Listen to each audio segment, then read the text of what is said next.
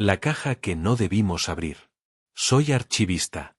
Mi oficio, en teoría, consiste en mirar sin tocar, medir sin juzgar, describir sin participar. Durante años me convencí de que esa neutralidad me hacía mejor que los traficantes a los que servía. Ellos movían cuerpos y sueños, yo solo consignaba números.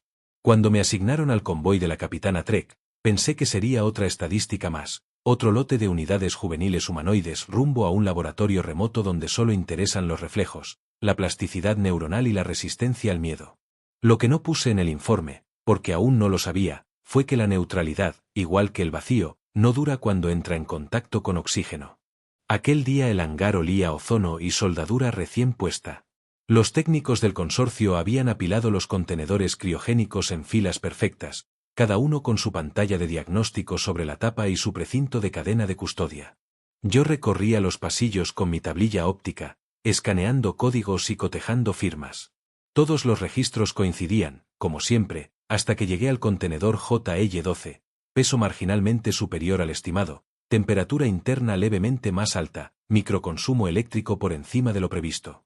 Pequeñas desviaciones que cualquier auditor aprende a ignorar para no atrasar la salida. Aún así, dejé una marca ámbar en mi ficha, un recordatorio para revisar al finalizar el turno. La capitana Trek inspeccionaba a su manera, con zancadas ruidosas y una sonrisa que no tocaba sus ojos. Declaró que el horario era apretado, que el comprador pagaba por celeridad, que mis marcas ámbar eran caprichos de bibliotecario. Autorizó el sellado de jaulas auxiliares y ordenó cerrar el techo del hangar. Cuando el blindaje deslizó su sombra sobre nosotros, el murmullo de motores subió desde el vientre de la nave hasta mis costillas. En ese instante, la palabra mercancía volvió a rebotarme en el cráneo como un eco desagradable. Sacudí la molestia y seguí trabajando. El embarque finalizó con la puntualidad violenta de los cronogramas militares. Una vez asegurado el último contenedor, el equipo de seguridad purgó el aire, cambió filtros y pulverizó la fragancia neutralizadora corporativa, esa mezcla dulce y metálica que pretende cubrir el rastro de miedo. Yo sé reconocer el miedo en el aire. No huele a sudor ni a orina. Huele a cables recalentados, a probeta recién lavada, a pasillos demasiado largos. Me repetí que oler no era juzgar, era un dato más para mi informe. Durante la verificación final, me acerqué de nuevo a JL-12. Había algo en esa superficie opaca que me atraía. Era idéntico a los demás, pero juraría que reflejaba la luz de manera distinta, como si en su interior hubiera superficies con brillo propio. Sin pensarlo, posé la yema de mis dedos sobre la cubierta. La fría dureza del material se mantuvo un segundo, y luego cambió. La pantalla, que estaba inactiva, chisporroteó y mostró una imagen tan inesperada que retiré la mano como si me hubiese quemado. Vi una sonrisa. No un icono, ni un gráfico clínico, sino la sonrisa real de una niña, capturada por una lente muy cercana, quizá pegada a la superficie por dentro. Era una sonrisa franca, sin rastro de mueca, y unos ojos oscuros que parecían mirar a través de mí, no a mí. Me dije que sería un residuo de grabación, una broma de mal gusto de algún técnico humano que hubieran empleado, pero el protocolo no permitía integración de cámaras en esos modelos. Anoté otra marca ámbar y seguí. Pretendí que no había pasado nada. Pero el contenedor insistía en detenerme, y yo en mentirme. Nos desprendimos del astillero en una nube de chispas de desconexión. El casco gimió con la presión de aceleración, las luces del hangar parpadearon y el piloto anunció el primer microsalto a la zona de espera. Dejé el hangar y subí al corredor perimetral, desde donde podía vigilar los indicadores generales. Un mar de barras verdes y números estables. Todo bien, decía el sistema. Todo bien, repetí en mi cabeza. El silencio posterior al despegue siempre me había resultado tranquilizador, como un gran océano liso después de una tormenta. Sin embargo, aquel día era la calma pegajosa de un pantano. Realicé el primer inventario de tránsito. Los contenedores JL se mostraban dentro de rangos. Temperatura, nutrientes 4, ciclos de sueño inducido. Una línea en la tabla me llamó la atención, transmisión de pulsos de control no autorizados. La consola central informó que provenían de ruido ambiental, probable interferencia del motor de salto. Lo acepté, más por rutina que por convicción. Hice una nota para la sección de anomalías estadísticas y me preparé para el salto mayor. El corredor vibró con esa sensación de haber sido adelantado por el propio estómago. Entramos en hiperespacio. Los sensores exteriores se apagaron y el mundo quedó reducido a nuestras paredes, nuestras cifras y nuestras conciencias. Cuando el flujo se estabilizó, la capitana abrió el circuito de altavoces y dio su discurso de siempre sobre beneficios, prudencia y consecuencias por indisciplina. Yo apenas la escuché. Pensaba en la sonrisa de la niña rebotando en la cara interna de la tapa, en el brillo en sus ojos, en la manera en que parecía contener un mensaje que no alcanzaba a descifrar. Bajé de nuevo al hangar, incapaz de quedarme quieto.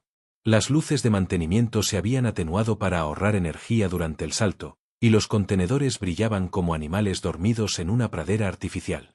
Acerqué mi rostro a JL-12. La pantalla permanecía negra. Pegué la palma a la superficie, replicando el gesto anterior. Nada al principio. Luego, una sensación mínima, casi táctil, como un zumbido dentro del hueso. La pantalla volvió a encenderse, no con una imagen, sino con un pulso de luz verde que recorrió el panel de esquina a esquina. La luz se repetía con intervalos medidos. Me retiré para anotar la frecuencia cuando escuché, o creí escuchar, un golpecito sordo desde dentro del contenedor.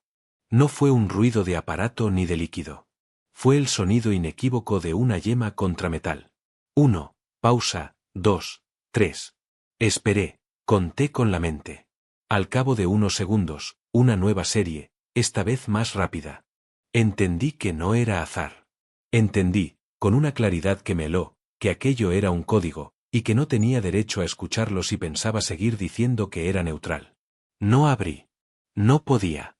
Abrir significaba perder mi empleo, arriesgarme a la purga, poner en entredicho mi vida entera. En cambio, apoyé de nuevo la palma. La pantalla mostró otra vez la sonrisa, pero ahora con un detalle que me había pasado inadvertido. En el borde inferior, apenas visible, había una pulsera hecha con hilos verdes y negros, un patrón en espiga que se repetía 4 veces. El mismo patrón se reflejó en la superficie como si fuese consciente de mi mirada.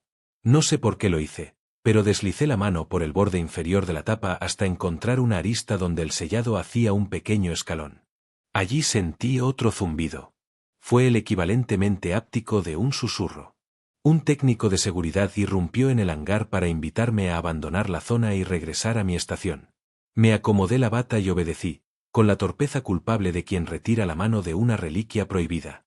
Mientras subía, pensé que todo tendría explicación: motores, estática, reflejos, superstición. Me repetí que quizá era mi estómago vacío. Pero cuando me senté ante mi consola, las pantallas del convoy, todas a la vez, cambiaron de color. Pasaron del azul de navegación al blanco absoluto y, sobre ese blanco, apareció un mensaje con una fuente escolar, legible en los dialectos principales, en mi idioma natal y en otros que había estudiado por afición. No entró por un canal de comunicaciones, no tenía remitente ni firma, y sin embargo ocupó cada centímetro de cristal en la nave. Decía: Doctrina 0 a 9 activada. Devolución inmediata de menores. Tiempo restante, 8 horas. Luego comenzó una cuenta regresiva que hizo vibrar la cubierta bajo mis pies. Al principio hubo risas en el puente, comentarios sobre trucos psicológicos, sobre hackers terrestres. La capitana Trek ordenó filtrar la señal, reiniciar interfaces, purgar líneas. Nada cambió. Los ingenieros juraron que la pantalla no recibía nada del exterior. El primer oficial sugirió que fuese una infección de firmware. El médico de a bordo preguntó si eso afectaría a los goteos de mantenimiento. Nadie me miró, nadie pide opinión a un archivista cuando cree que pisa suelo firme. La cuenta siguió restando, implacable. El protocolo de crisis me obligaba a registrar los hechos en tiempo real. Cada segundo, cada comando, cada lectura. Empecé a escribir con frialdad forzada: fecha de salto, coordenadas aproximadas, mensaje sin firma, masividad del impacto en los sistemas. Al final del primer minuto, mi consola recibió una alerta de mi sección: inconsistencia en firmas de pólizas. Abrí el expediente y leí que las aseguradoras del consorcio habían declarado indeterminación de riesgo para nuestra misión. Eso significaba que, si algo nos ocurría, nadie pagaría un crédito. 5 segundos después, los puertos seguidos en nuestra ruta cambiaron su estado a rechazo preventivo. En términos prácticos, el universo se cerraba a nuestro paso, como si la espuma misma del hiperespacio degenerara en piedra. La capitana se encolerizó, quien la conociera diría que por orgullo, pero yo vi el cálculo seco de una comerciante. Si todo fallaba, podría vender chatarra, si ya nadie quería comprar ni nuestras obras, la pérdida sería total. Dio la orden de cortar el salto, salir a espacio normal y mandar un ping legal a la red interestelar, exigiendo explicaciones. El piloto ejecutó, y la nave se negó. No fue un fallo. Fue una negativa, como si alguien hubiese cambiado la semántica del verbo salir. El hiperespacio nos sostuvo en su puño invisible y nos recordó que las leyes escritas en papel no cambian el peso del agua. La cuenta bajó a 7 horas 49 minutos y 13 segundos cuando el primer impacto moral llegó desde la cola del convoy. Un escolta menor, la Naya Corps, dejó de emitir estatus. No hubo explosión, ni calor, ni signos de colisión. Simplemente dejó de existir a efectos de nuestra red. Su ausencia fue una nota apagada en una sinfonía. Quien está acostumbrado a escuchar entiende la gravedad del silencio. Una voz en el puente aventuró una implosión. Otra, una deserción. Yo pensé en una mano retirando una pieza de un tablero, con la delicadeza de quien saca una astilla de un dedo de niño. No lo escribí. Volví al hangar con una excusa, el mismo imán invisible tirando de mis plantas. JL-12 me esperaba. Me acerqué sin fingir calma y apoyé ambas manos sobre la cubierta. Esta vez la pantalla no mostró la sonrisa, encendió un vector simple, una flecha que apuntaba hacia un tornillo en el lateral. Observé la cabeza del tornillo y su ranura mínima. Alguien la había alterado. Alguien con manos pequeñas, uñas cortas, paciencia y dientes apretados. Toqué la ranura y noté que vibraba.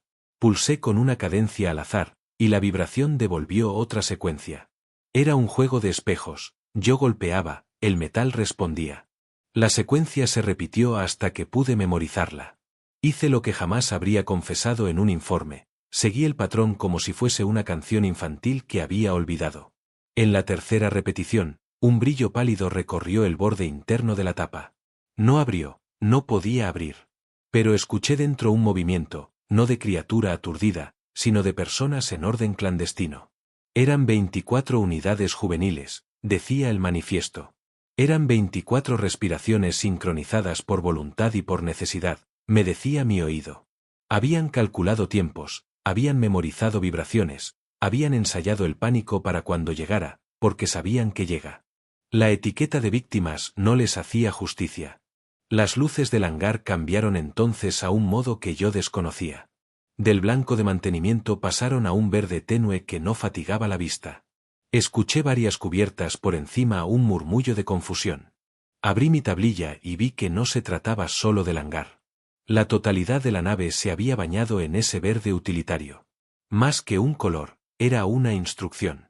Caminé entre los contenedores y tuve la intuición absurda de que estaba en una escuela antes del simulacro de evacuación. Se activó el canal interno de emergencia con un pitido discreto, casi cortés. La voz sintética del sistema comunicó un aviso que heló el aire. Protocolo de visita de salvamento en curso, por favor no interfiera. La capitana gritó por encima ordenando ignorarlo, pero la nave parecía haber dejado de distinguir su jerarquía. Yo me quedé quieto frente a JL-12 porque allí, más que en ningún otro lado, la confusión se ordenaba en sentido. Sobre la superficie del contenedor apareció, muy tenue, la imagen de la pulsera verde y negra, ahora acompañada de otra, similar pero con una variación de patrón en los nudos finales. Comprendí que no era una decoración ni un sentimentalismo. Era un código. Y que ese código, por algún motivo que entonces no acerté a definir, se había depositado en mí. No tuve tiempo para especular. La nave entera vibró con el aviso de proximidad. Un objeto había aparecido en nuestra trayectoria, imposible en hiperespacio según los manuales, habitual en los susurros de muelles. No era grande. No llevaba las firmas de armamento de los cruceros. Parecía una pieza civil con motores sobredimensionados y una piel de material desconocido. Se colocó a nuestro costado y, sin solicitar permiso, nos arrojó una sombra limpia, como si nos hubiese colocado bajo un árbol en medio de un desierto. La temperatura interna descendió medio grado, las lecturas de estrés estructural bajaron, los inhibidores de salto se relajaron.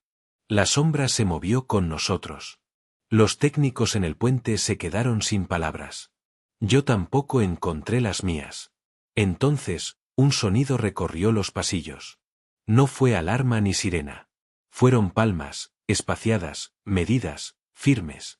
Empezaron en el hangar, dentro de los contenedores, y se propagaron como un latido por conductos, escaleras y cubiertas. No tenían violencia, no pedían sangre. Ordenaban respiración. Igualaban corazones. Dirigían la química de cuerpos pequeños para que no se rompieran bajo tensión. Yo, que había aprendido a respirar según los manuales del consorcio, sin emoción, me descubrí copiando aquella cadencia, sintiendo como el aire hallaba una forma más humana de entrar en mí. La capitana intentó cortar la energía del hangar. El sistema la obedeció por un segundo, y luego la desobedeció para mantener soporte vital de carga biológica priorizada. Alguien en el puente dijo que había una inteligencia intrusa. Otro replicó que se trataba de un virus. El médico, que parecía el único que no pretendía comprenderlo todo, pidió silencio para oír mejor. Con el silencio, las palmas se volvieron claras. Eran 24 manos guiando a otras 23, y quizá guiándome a mí. Yo sabía, ya sin necesidad de un informe, que algo había cambiado para siempre. Aún así, la parte de mí que se defiende midiendo buscó una señal externa que corroborara la magnitud.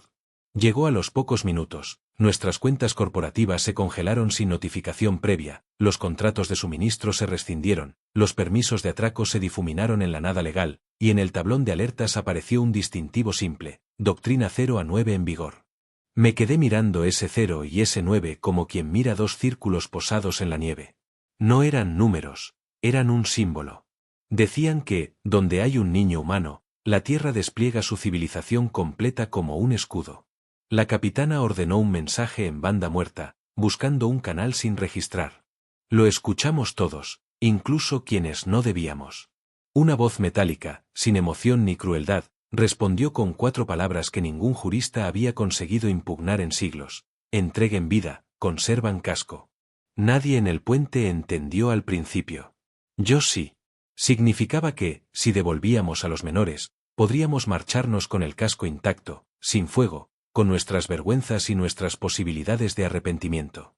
La gigantez moral de esa oferta hirió la piel del orgullo de la capitana. Rechazó en seco. La cuenta marcó 7 horas 12 minutos y 8 segundos cuando algo golpeó mi tobillo. Miré hacia abajo. En el suelo del hangar, entre sombras verdes, había aparecido un objeto pequeño, suave al tacto, que no estaba allí unos segundos antes, una pulsera de hilos verdes y negros, anudada con el mismo patrón que había visto en la pantalla. No supe por dónde había salido ni quién la había dejado.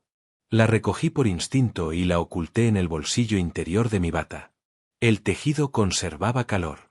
Era, contra toda razón, un gesto de confianza. No tuve tiempo de elaborar una teoría.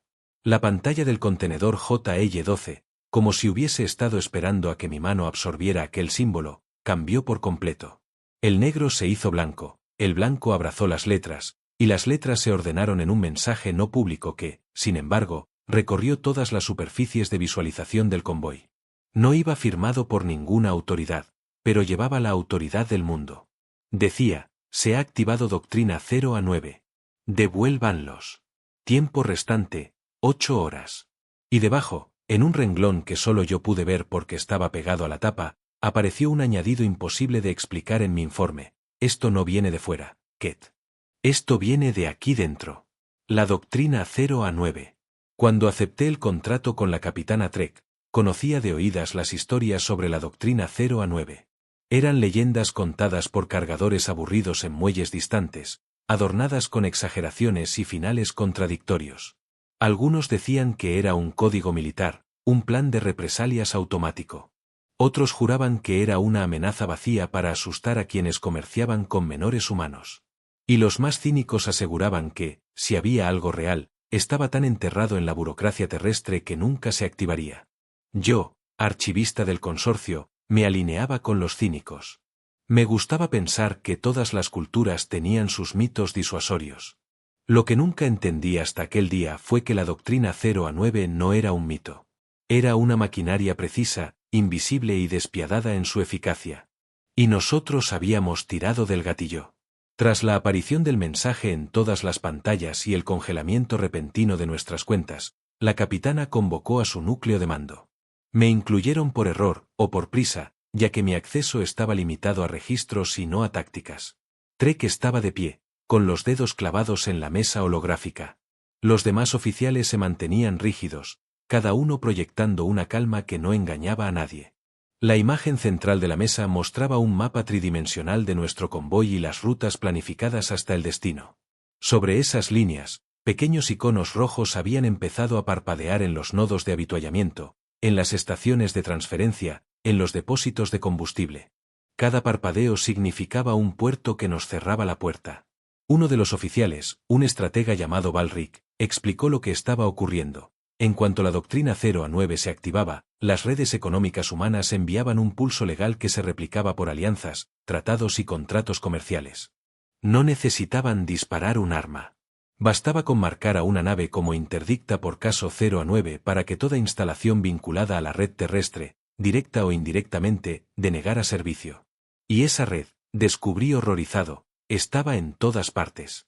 Lo estaba incluso en nuestro propio sistema de soporte, cuyas piezas de repuesto provenían de fábricas que firmaban acuerdos con intermediarios humanos. La capitana intentó minimizarlo. Son humanos. Pobre gente. Apenas una franja de espacio y un puñado de colonias. No pueden bloquear rutas fuera de su alcance. Balric no discutió, pero su mapa hablaba. Las rutas fuera de su alcance se reducían como piel en agua hirviendo. Había nodos cerrándose a años luz de cualquier presencia física humana. Alguien preguntó cómo demonios lograban eso. Otro respondió con un término que no esperaba escuchar en boca de un militar: confianza. Los humanos habían tejido acuerdos de tal forma que romper uno era romper todos. Y pocos comerciantes arriesgarían un embargo por hacer favores a un convoy marcado con el 0 a 9. Mientras discutían, yo revisaba los registros del contenedor JL-12. No había cambios vitales aparentes, salvo un ligero aumento en la temperatura interna y en la actividad cardíaca de sus ocupantes. El sistema lo etiquetaba como perturbación menor, pero yo sabía que era el eco de lo que estaba ocurriendo afuera. Ellos sentían la tensión igual que nosotros. Quizá mejor. A las 3 horas de activada la cuenta regresiva, recibimos la primera señal directa de los humanos. No fue un ataque ni una amenaza.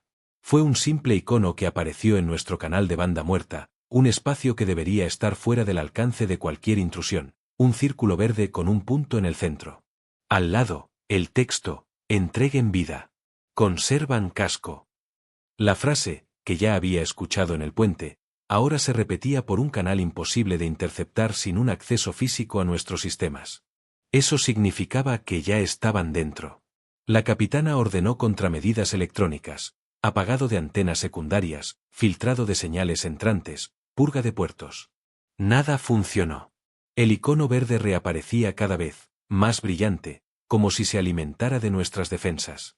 Y entonces llegó el golpe que no vi venir. Una alerta legal, emitida por la Cámara de Comercio Interespecies, declaraba nuestro cargamento como objeto de rescate autorizado por cualquier jurisdicción. En lenguaje llano, eso significaba que cualquier nave que quisiera interceptarnos podía hacerlo, y no sería acusada de piratería. El mundo entero había recibido permiso para cazarnos. Yo no sabía si aquello era una genialidad o una locura. En el consorcio, la ley era el arma más lenta y pesada. Los humanos la habían convertido en una bala. Y no lo hacían solos. Cada firma de esa declaración llevaba el sello de civilizaciones que jamás hubiera imaginado cooperando con la Tierra. Era como descubrir que un vecino pequeño y tranquilo no solo tiene amigos en cada calle, sino que todos esos amigos están dispuestos a dejar su trabajo para ir a golpear tu puerta si él lo pide. El primer contacto físico se produjo antes de la 4ª hora. Un remolcador humano, pequeño, apenas un tercio de nuestra nave principal, apareció en nuestro costado como un insecto prendido a un animal mucho mayor. No disparó. No intentó abordarnos. Simplemente se acopló de forma que sus sistemas quedaran alineados con los nuestros. En segundos, notamos los efectos. Las transferencias internas de crédito fallaban, los depósitos de combustible se bloqueaban, las reservas de agua reciclada aparecían como propiedad embargada en nuestro inventario. Nos estaban vaciando, no con armas, sino con trámites automáticos. En el hangar, los indicadores de los contenedores parpadearon. No por fallo técnico, sino porque los sistemas internos, alimentados por generadores aislados, se habían desconectado del resto de la nave. Era como si alguien hubiera dibujado un círculo alrededor de cada unidad JL y las hubiera separado del convoy. Trek gritó órdenes para reactivar el control, pero los comandos rebotaban con un mensaje: acceso restringido, prioridad vital. Jamás había visto esa prioridad en un sistema del consorcio. Era un nivel inventado para nosotros. La profesora. Desde que el convoy había entrado en hiperespacio, el hangar se había convertido en un santuario inquietante. Allí dentro, rodeado por las hileras de contenedores JL, el aire parecía distinto, más denso, más cargado de electricidad estática, como si cada superficie metálica estuviera a punto de susurrar algo. El resto de la nave estaba sumida en la tensión de la doctrina 0 a 9, pero en aquel recinto había otro ritmo, uno que no venía de las alarmas ni de las órdenes gritadas por la capitana Trek. Era más preciso, más orgánico, y venía de dentro. No fue hasta esa mañana, o lo que simulaban nuestros ciclos de luz, que lo vi con claridad. Durante una revisión rutinaria, me acerqué al JL-12, atraído por el recuerdo de la sonrisa en su pantalla. La cubierta estaba tibia al tacto, un indicio de que sus ocupantes estaban despiertos, o al menos, en actividad metabólica elevada. No había llantos, ni golpes desesperados, ni súplicas. En cambio, oí un murmullo que, al principio, confundí con el zumbido de los sistemas de soporte. Cuando pegué la oreja, distinguí un patrón, voces suaves, alternando sílabas, como si recitaran algo memorizado. Después, unas palmas, lentas y firmes, seguidas por respiraciones profundas. Era una cadencia medida, diseñada para algo más que pasar el tiempo. Me quedé escuchando hasta que una voz clara, más baja que las demás, interrumpió la secuencia y habló en tono autoritario. No entendí las palabras, pero sí el efecto. Las palmas se detuvieron, y el murmullo se reorganizó. Luego, una serie de golpecitos en la pared interior, cortos y espaciados, recorrió la estructura como si dieran instrucciones codificadas. Fue entonces cuando entendí que dentro había una líder. Y esa líder, supe después, era Mara. Mara tenía 12 años, lo vi en el manifiesto médico, pero su voz sonaba como la de alguien mucho mayor. Había una firmeza que no se aprende en juegos infantiles.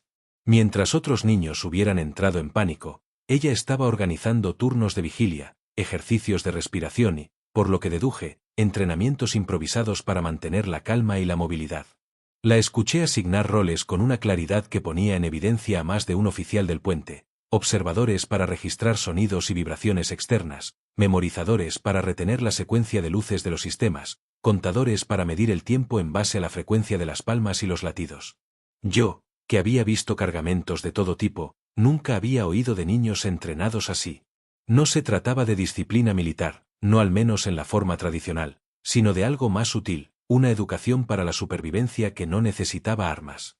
Me quedé preguntándome si todos los humanos educaban así a sus crías o si esos 24 eran casos especiales, preparados para contingencias que otros consideraban improbables. Mientras tomaba mis notas, la luz de emergencia en el hangar parpadeó 2 veces, una señal que reconocí como indicio de microfuga en alguna parte de la cubierta. Los sensores no habían dado alerta, lo que significaba que, si existía la fuga, era demasiado pequeña para detectarse aún. Me acerqué a la consola para iniciar el protocolo, pero antes de que pudiera registrar el incidente, 3 golpecitos rápidos sonaron desde el interior del JL-12, seguidos de 2 más lentos. No sabía cómo, pero ellos ya lo sabían. Me incliné para escuchar mejor y oí a Mara dar instrucciones cortas. Hubo un movimiento dentro, seguido de un sonido leve, tela rasgándose. En mi visor de diagnóstico, un punto amarillo marcó el lugar de la fuga, apenas una microfisura en el conducto de ventilación. Antes de que pudiera comunicarlo, el punto cambió a verde. Revisé los datos incrédulo: presión estabilizada, flujo normal. Volví a mirar el contenedor. Ellos la habían sellado, desde dentro. No con herramientas sofisticadas, sino con ropa y quizá cinta de embalaje que habían despegado de alguna parte. No solo habían evitado que la fuga empeorara, lo habían hecho antes que nuestros sistemas. En ese momento, una sombra se proyectó sobre mí. Era un guardia del convoy, uno de los custodios del cargamento, nombre irónico, considerando la situación. Me ordenó alejarme y continuar con mis funciones. Obedecí, pero no sin antes notar algo extraño. El guardia miraba los indicadores del JL-12 con una mezcla de incomodidad y recelo. No era miedo a los humanos. Era miedo a la idea de que no fueran indefensos. De regreso a mi estación, encontré algo que me heló la sangre. En el bolsillo de mi bata había un objeto que no estaba allí antes. Una pulsera, tejida con hilos verdes y negros, idéntica a la que había visto proyectada en la pantalla del contenedor. La sostuve un momento, sintiendo la textura áspera, la tensión del tejido. Entre los nudos, descubrí un patrón irregular, como si alguien hubiera anudado de manera distinta ciertos segmentos para formar un código. No era decoración. Era un mensaje. Uno que no entendía aún, pero que había sido puesto allí, en mi ropa, sin que me diera cuenta. La única forma de que aquello hubiera ocurrido era que alguien, desde dentro del contenedor o desde fuera, ayudándolos, tuviera acceso físico a mí sin ser visto. La idea era imposible, hasta que recordé las palmas, los susurros, los turnos de vigilia. No necesitaban abrir las puertas para interactuar con el exterior, solo necesitaban aliados momentáneos. Y, por alguna razón, habían decidido que yo sería uno de ellos. El resto del ciclo fue una batalla muda entre la capitana Trek y la propia nave. Ella intentaba cortar comunicaciones, sellar secciones, desactivar luces. Pero los sistemas parecían priorizar las necesidades de los contenedores JL. Las luces verdes del hangar no se apagaban, la temperatura se mantenía estable y cualquier comando que amenazara la integridad de los ocupantes era ignorado o revertido. Era como si una inteligencia externa hubiera tomado control de nuestra infraestructura, o como si los propios niños estuvieran interfiriendo desde dentro.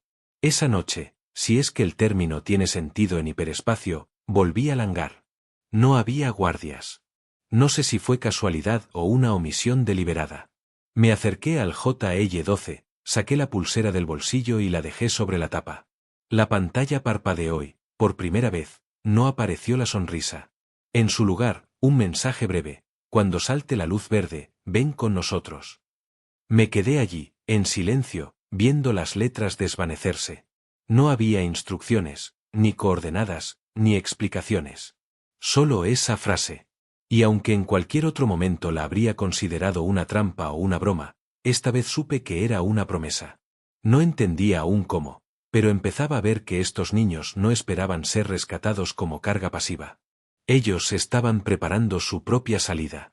Y si yo no me equivocaba, esa luz verde de la que hablaban no era un símbolo vago, era una señal real, parte de un plan que llevaba horas, quizá días, en marcha. Mientras regresaba a mis aposentos, con la imagen de la pulsera aún en mi mente, la cuenta regresiva de la doctrina 0 a 9 seguía su curso implacable. Y yo empezaba a sospechar que, cuando llegara a 0, no sería solo la Tierra quien dictara el destino de este convoy. También lo haría Mara, y los 23 estudiantes de su silenciosa y letal escuela. Cacería inversa. La capitana Trek siempre había creído que la única forma de tomar el control de una situación era mediante fuerza bruta, más armas, más blindaje, más gritos. Por eso, cuando el primer dron humano apareció flotando junto a nuestra nave, lo tomó como una provocación menor. No era más grande que una cápsula médica y no llevaba armas visibles. Flotaba despacio, pegado a nuestro costado, como si nos estudiara. Trek ordenó disparar de inmediato. El proyectil salió de nuestras torretas, pero el dron no hizo maniobras evasivas. Simplemente, no estaba donde debía estar cuando el disparo llegó. No por velocidad, que la tenía, sino porque había anticipado el ángulo de tiro antes de que el artillero siquiera apretara el gatillo. Un segundo después, una serie de microdrones del tamaño de puños se desprendieron de su carcasa y se esparcieron por nuestro casco como insectos brillantes. En el puente, los sensores empezaron a llenarse de falsos contactos. Lo que parecía una maniobra de distracción se convirtió en un bloqueo sistemático de nuestros sistemas. Las cámaras externas solo mostraban imágenes borrosas, como si el dron hubiera manipulado la iluminación del casco. Y entonces ocurrió algo que nadie esperaba. Todas las luces interiores cambiaron a dos colores únicamente, verde y rojo. El verde iluminaba pasillos y escotillas que conectaban con las secciones de carga. El rojo bañaba las rutas que llevaban a la sala de control, las armas y los módulos de mando. Los tripulantes empezaron a evitar instintivamente las zonas rojas, no porque fueran inaccesibles, sino porque la intensidad de la luz desorientaba y dificultaba la visión. Yo entendí de inmediato lo que estaba pasando. El dron estaba reescribiendo nuestra forma de movernos por la nave, guiando el tráfico interno a voluntad. La cacería había comenzado, pero nosotros éramos la presa. En las cubiertas inferiores, los guardias de carga reportaron mareos y desorientación. Descubrimos que el sistema de ventilación estaba liberando ráfagas de ozono en secciones concretas, no lo suficiente para ser tóxico, pero sí para delatar armas recalentadas. Las unidades de asalto del convoy, acostumbradas a moverse con sigilo, ahora eran delatadas por el olor, un aviso perfecto para cualquiera que quisiera esquivarles o emboscarlos. A través de las vibraciones del casco, sentí el patrón de palmas y golpes metálicos de los niños. No eran aleatorios, se sincronizaban con las intervenciones del dron. Cuando una luz verde se encendía en cierto pasillo, escuchaba la respuesta en forma de 3 golpes rápidos desde dentro de los contenedores. Era como si estuvieran marcando la ruta a sus rescatistas, confirmando qué zonas eran seguras y cuáles no. Y entonces vi algo imposible. Una pequeña cápsula térmica del tamaño de un juguete se deslizó por debajo de la puerta del hangar. Avanzó hasta uno de los contenedores JL, se acopló magnéticamente y liberó su carga, una bolsa sellada que contenía sopa caliente. El vapor llenó el aire con un aroma denso, especiado. Reconocí el gesto por lo que era, un golpe psicológico. Alimentar a los niños bajo las narices de sus captores no solo era un acto de cuidado, sino también una forma de decirnos que no teníamos control real sobre ellos. La capitana Trek perdió la compostura.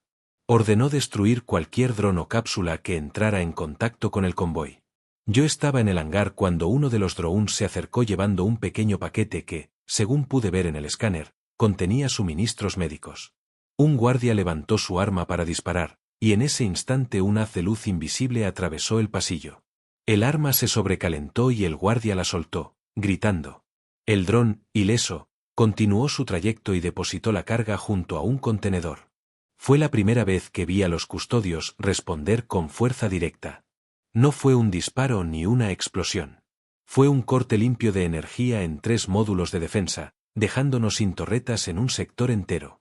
Los ingenieros intentaron reiniciar los sistemas, pero cada intento era anulado con un mensaje que helaba la sangre. Protección prioritaria de vida en curso. Interferencia no autorizada.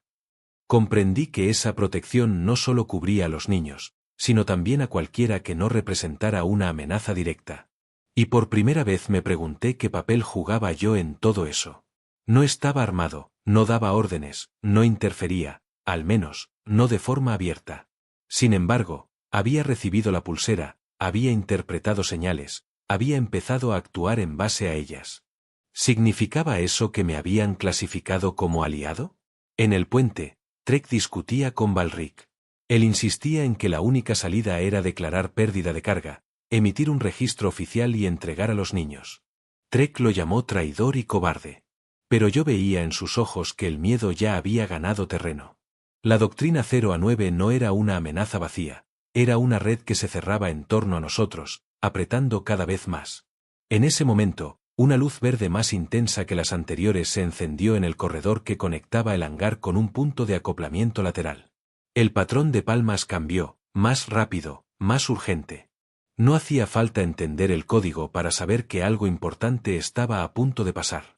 Me acerqué al JL-12 y sentí un leve temblor en la cubierta. No era miedo. Era anticipación. Mara estaba al otro lado, guiando a su grupo como lo había hecho desde el principio. Los custodios habían convertido la nave en un tablero, y los niños eran las piezas que conocían las reglas mejor que nadie. Fue entonces cuando entendí el verdadero sentido de la cacería inversa. No se trataba de que los humanos cazaran a sus enemigos, sino de que hicieran que sus enemigos se sintieran perseguidos dentro de su propio territorio. Y, para nuestra desgracia, funcionaba a la perfección. No podía saberlo aún, pero esa luz verde no solo marcaba un pasillo seguro.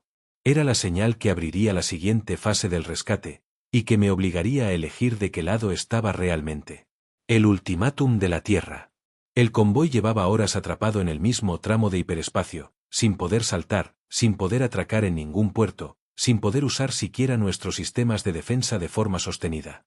La tensión era una cuerda a punto de romperse, y lo peor era que la capitana Trek lo sabía. Lo veía en los rostros de su tripulación, marineros curtidos que, sin embargo, evitaban mirar el reloj de la cuenta regresiva, como si ignorarlo pudiera detenerlo. La doctrina 0 a 9 se había convertido en algo más que un protocolo remoto. Ya no era solo el bloqueo de cuentas, el cierre de rutas o la presencia constante de drones. Ahora sentíamos que la Tierra estaba aquí, respirándonos en la nuca, evaluando cada decisión que tomábamos, como un depredador invisible que espera a que su presa se desgaste para dar el golpe final. A mitad del ciclo, el puente recibió una transmisión distinta. No llegó por los canales habituales. No tenía firma de autoridad militar, ni codificación de comando. Simplemente, apareció en todas las pantallas de la nave, en todos los idiomas que reconocía nuestro sistema, acompañado de un holograma que flotó sobre la mesa central, un mapa tridimensional del convoy, resaltando nuestra posición y las rutas posibles para llegar a puntos de entrega. No eran rutas de escape. Eran rutas seguras para entregar a los niños. Cada línea verde del mapa llevaba una etiqueta: entrega y retiro inmediato. Integridad del casco garantizada. Cada línea roja, en cambio, marcaba sectores donde la etiqueta decía: no recomendado. Integridad no garantizada. Nadie en el puente necesitaba traducción. Lo más perturbador fue lo que acompañó al mapa: una voz, neutra y sin inflexión, que habló despacio, como si explicara una lección a un niño. Aún tienen elección. Elijan verde y se irán completos. Elijan rojo y no garantizamos nada. La transmisión duró exactamente 30 segundos y luego desapareció, sin dejar rastro en nuestros registros. Balric, el estratega, lo dijo en voz baja: es un ultimátum. Pero no era el tipo de ultimátum que esperas en una guerra.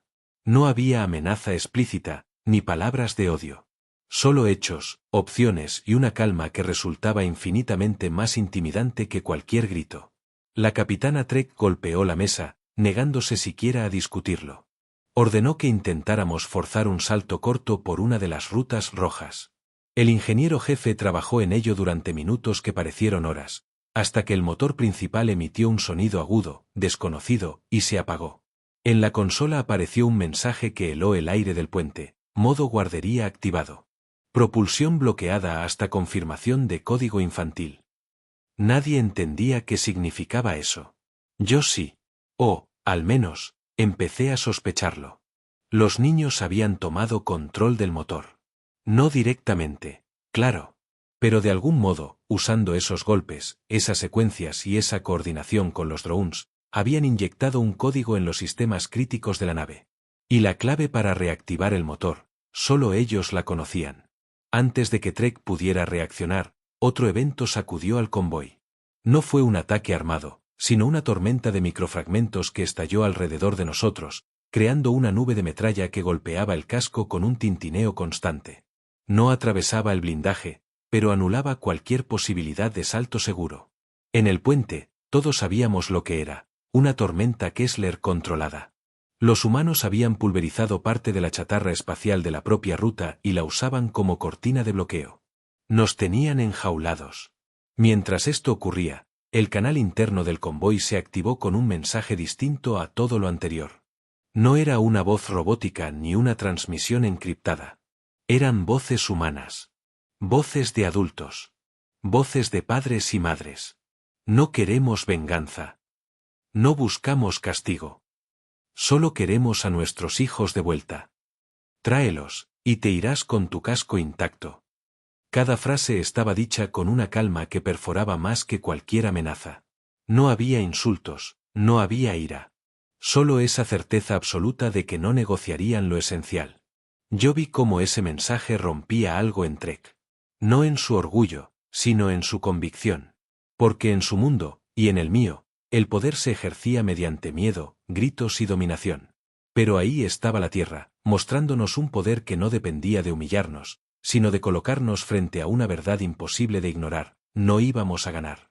Me encontré mirando al JL-12, imaginando a Mara escuchando esas voces, reconociendo a la suya, tal vez. Me pregunté qué sentiría ella, si esa calma le devolvía esperanza o si confirmaba lo que ya sabía: que la ayuda estaba ahí, paciente y preparada. La cuenta regresiva seguía bajando. La luz verde que los niños habían prometido aún no había aparecido, pero yo sabía que, cuando lo hiciera, marcaría el final del juego. No solo para ellos. También para mí. porque cada vez me resultaba más insoportable la idea de seguir en el lado equivocado cuando esa puerta se abriera. Y entonces, como si lo hubieran calculado al milímetro, la luz verde parpadeó. Una sola vez. Lenta, inequívoca. La señal había llegado. El recibimiento. La luz verde no parpadeó de nuevo. No hizo falta.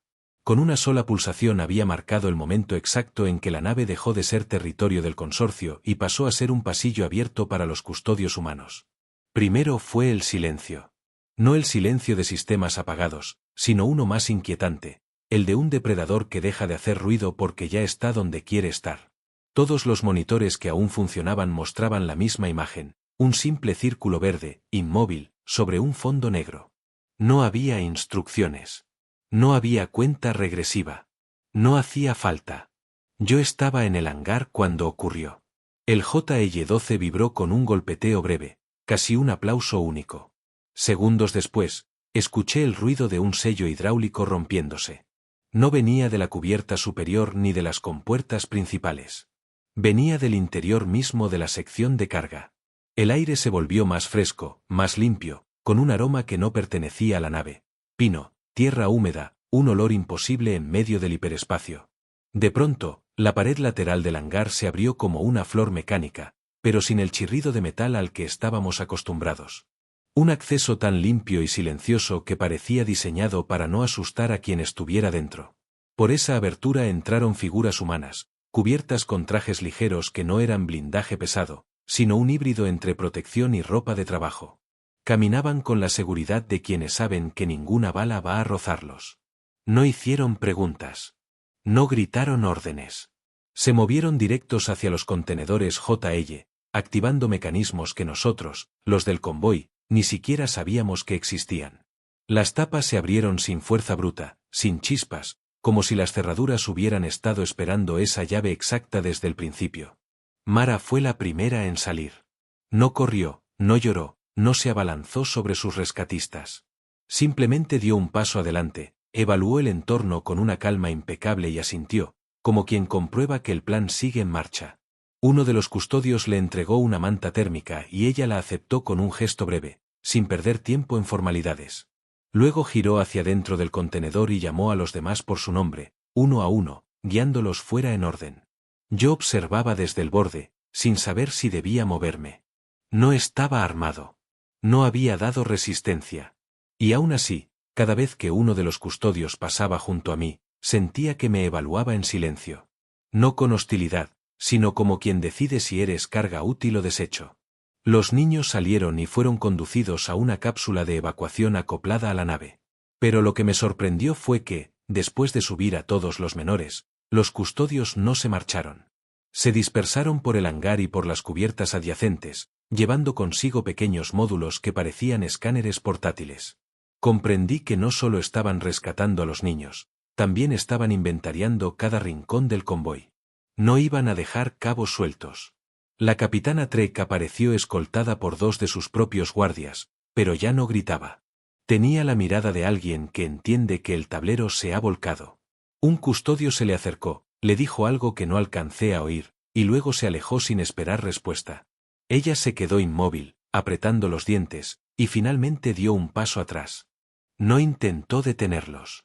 No podía. Los custodios actuaban como si fueran dueños de la nave. Y lo eran, al menos hasta que su misión concluyera. Revisaban compartimentos, descargaban datos de consolas, retiraban discos de almacenamiento, e incluso desconectaban piezas clave de la ingeniería. Yo me di cuenta de que no solo estaban rescatando vidas. Estaban desmantelando el mercado que nos había traído hasta aquí.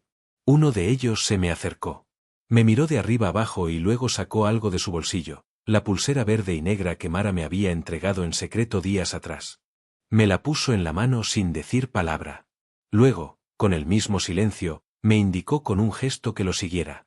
Dudé unos segundos, hasta que comprendí que esa era mi única oportunidad de salir con vida. Me condujo hasta la cápsula donde ya estaban los niños. Mara me miró sin sorpresa, como si hubiera sabido que yo estaría allí. No dijo nada, pero su gesto fue claro, ahora formaba parte de su círculo seguro. La cápsula se desprendió con un impulso suave. Desde la ventanilla vi cómo los custodios aún se movían dentro de la nave, trabajando metódicamente. No había explosiones, no había destrucción gratuita. La doctrina 0 a 9 no buscaba venganza, sino asegurar que ningún otro convoy pudiera repetir lo que el nuestro había hecho. Atrás quedó el convoy, flotando sin motores y sin mercado que lo recibiera. Adelante, la Tierra. No una tierra geográfica, sino una red que se extendía por el espacio, invisible y protectora, y que convertía cualquier rincón en territorio seguro si había un niño humano en juego. Mientras nos alejábamos, Mara se inclinó hacia mí, por primera vez, habló directamente. Ahora ya sabes, dijo, con una calma que no era propia de su edad.